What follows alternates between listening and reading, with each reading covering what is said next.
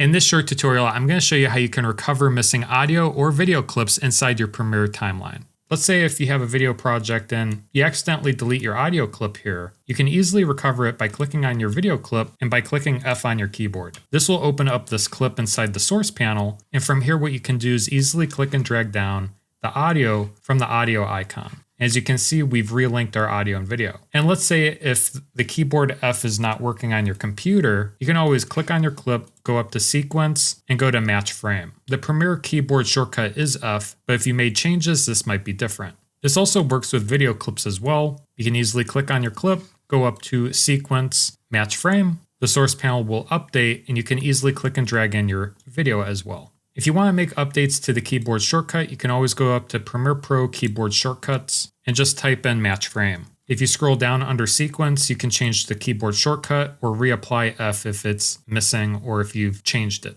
So that's how you can recover missing audio and video clips inside your Premiere timeline. Now, if you're new to Premiere Pro and are looking for a way to learn the software from start to finish, I did want to mention that I recently came out with an online course to learn the software through and through. It has over 6 hours of on-demand training videos that you can use to really level up your video editing. If you're interested, you can use the link down in the video description, or feel free to go ahead and watch this trailer for the online course linked right up there.